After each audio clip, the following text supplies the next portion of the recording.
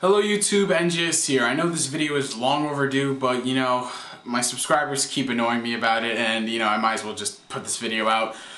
People have been wondering what are my thoughts on the upcoming Dragon Ball Raging Blast for the Xbox 360 and the Sony PlayStation 3. So far, it's just another Dragon Ball Z game in my opinion, because there have been tons of Dragon Ball Z games out there. And this is, what, Tenkaichi 4 on a next-gen console? I mean, that's cool because it has online and it's actually, it looks like the anime.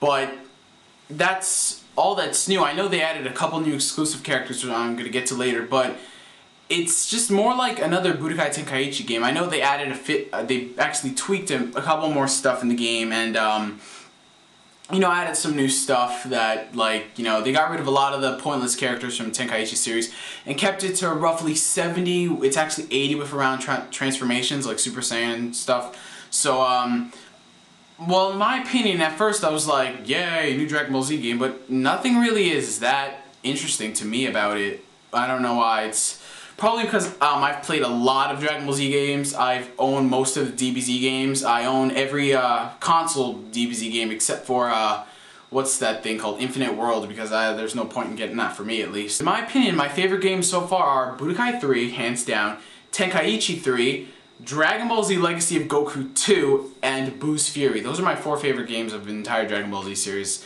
Because the rest are just, you know, like I said, repeats, except for new character. And in my opinion, I'm getting kind of bored of Dragon Ball Z. People say, oh, you can't get bored of Dragon Ball Z, it's a classic. Well, classics tend to die out, because Dragon Ball Z has been over for years. I know the phenomenon's not going to end, because they have so much stuff coming out soon. Like Dragon Ball's remastered, Funimation's releasing the Dragon boxes and stuff.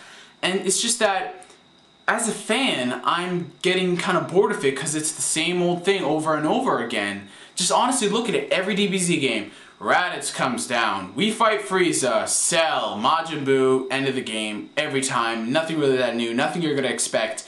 So with Raging Blast in the story mode, there's nothing that new actually, that I find interesting. The new exclusive characters for the game are, there's actually 2, what was that thing called? Bandai, or whatever, Atari who's publishing the game. They released the first one, which is a Super Saiyan 3 Broly.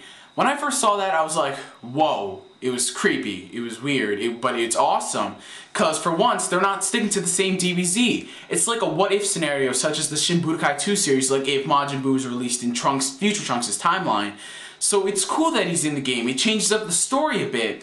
It makes it awesome, and that's what I want them to do more in future DBZ games. Put in more what-if scenarios. Change the characters, like Broly Super Saiyan 3. That's cool. Why can't we have a GT Gotenks? Why can't we have a Super Saiyan Bardock? Super Saiyan 3 Vegeta for once? Super Saiyan 4 Gohan? Why can't we have more what-if scenarios in the game? I'm not sticking to the same story over and over again, no matter how many consoles you put it on.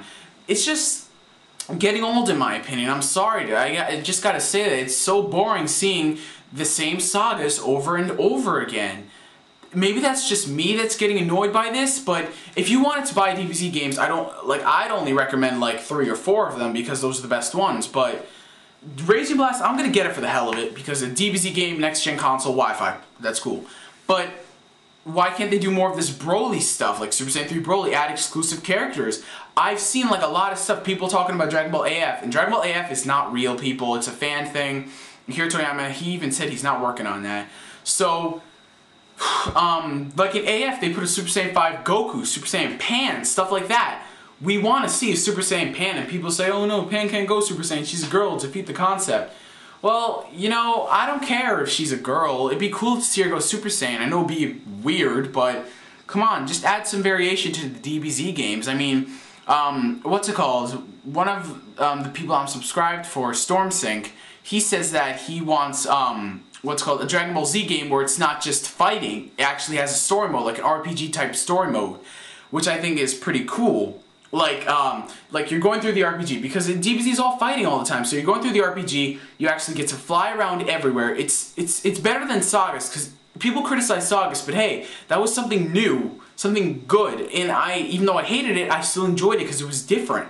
So you got an RPG DBZ. You fly all around. Like, make it like Legacy of Goku 2. That game will always be one of my favorite Dragon Ball Z games and one of my favorite Game Boy Advance games. Because it was Dragon Ball Z. You could do literally anything. The story was amazing, incredible. They made it so perfect.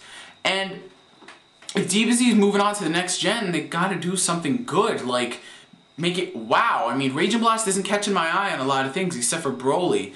What really is kind of interesting towards me is the new Dragon Ball Revenge of King Piccolo game for the Nintendo Wii that's coming out. Because that's not just plain fighting. It's like, it's sort of like a 2D. It's not 2D. It's just like, it's like a platformer kinda. But that's really looking interesting.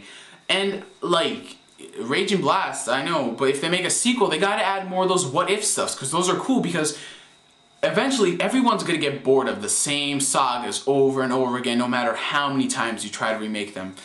It's just the same that they just keep reusing the things over and over. I know it's a masterpiece, Dragon Ball Z, but it's just too much. And like, people criticize Dragon Ball Evolution, saying it was the worst movie ever. I admit it was a terrible movie, but it was good not to see the same thing over and over again. I mean, that's just my opinion. It was something different. I know it sucked. It could have been handled by better people, but it was nice to see something else that was different. Now, I know Dragon Ball's not given a lot of focus, but still, Dragon Ball, in my opinion, is more magical, more story-oriented than DBZ. Because DBZ is just fighting. I mean, is there really a story in DBZ? Really? I don't get it. Like, seriously. I mean, I've read the manga, like, countless times. I've seen all of the episodes, but it's just fight after fight. That's what I like about One Piece and Naruto. They actually have stories and stuff. And what I've really waited for all this time is a custom Dragon Ball Z character creator, which you can create your own DBZ character, give them all hairstyles or whatever, give them special fighting moves and stuff like that. Something like that. That's what I want in a DBZ game. Make your own DBZ character. Like, add Goku's hair, make it, like, as buff as Nappa. I don't care, you know, add Chi-Chi's voice or whatever, I don't give a fuck. It's just make it your own DBZ character. But anyway, you guys, that was my thoughts on Raging Blast. I'm definitely going to pick the game up. I'm getting it for Christmas, actually, because I don't feel like buying it, because during that month, I'm already going to be spending $130, because I got to buy Modern Warfare 2 Hardened Edition and Clash Ninja Revolution 3 Limited Edition. So I'm getting Raging Blast for Christmas. I'll do a review on it shortly when the game comes out. And yeah, thanks for watching this video, and I'll catch you guys later.